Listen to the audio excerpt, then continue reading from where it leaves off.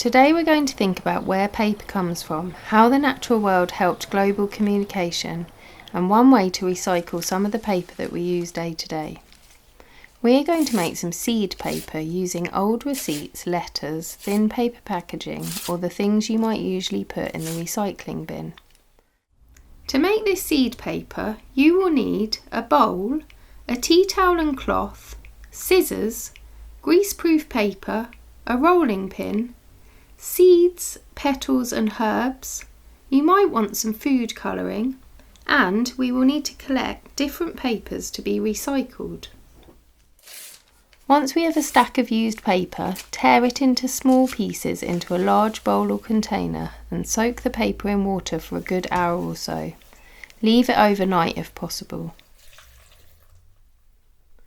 When the paper has turned very soft and almost pulp-like, we are going to give it a helping hand by either pulping it further with our hands or a wooden spoon. Or you could ask an adult to blend it in a food processor. You may need to add or pour away water to get it to be the consistency of thick porridge.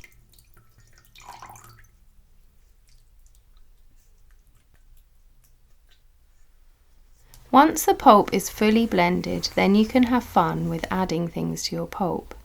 A few drops of food colouring and natural materials like petals, grasses and herbs can make for some lovely paper. You can then add some seeds, either wild from the garden or park, or from a shop. You can even use the seeds from a tomato. This way we turn our paper into seed paper. Lay a tea towel on a flat surface, then place a sheet of baking paper on top of it and put a fist-sized ball of pulp onto the centre of the baking paper.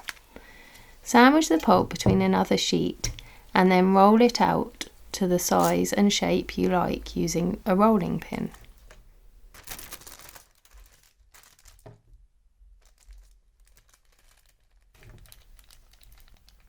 Remove the top layer of the baking paper and replace with a cloth and roll again to soak up some of the water.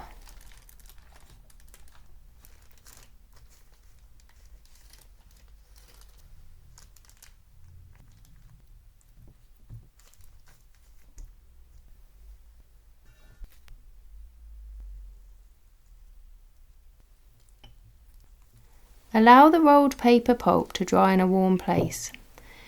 It might take a day or two for it to dry properly, depending on how thinly you rolled the pulp out.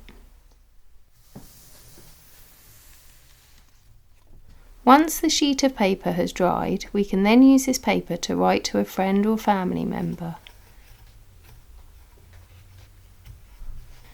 When they have read the letter, they can then plant it. They can either bury the whole sheet by sprinkling a layer of soil over the sheet in a sunny area, keeping it moist, or it could be cut up and planted into pots. Not only can those you love and miss be reminded that you're thinking of them, they can now grow their own flowers, fruit or vegetables from your handmade paper. Maybe you could let your friend know how you've been feeling lately, or you could ask them if they know anything about the origins of paper or other ways to recycle. Or you could remind them that paper started its life as a plant, how it's used to share information between humans, and how now, with this letter, the paper can be planted back into the ground to help a new plant to grow.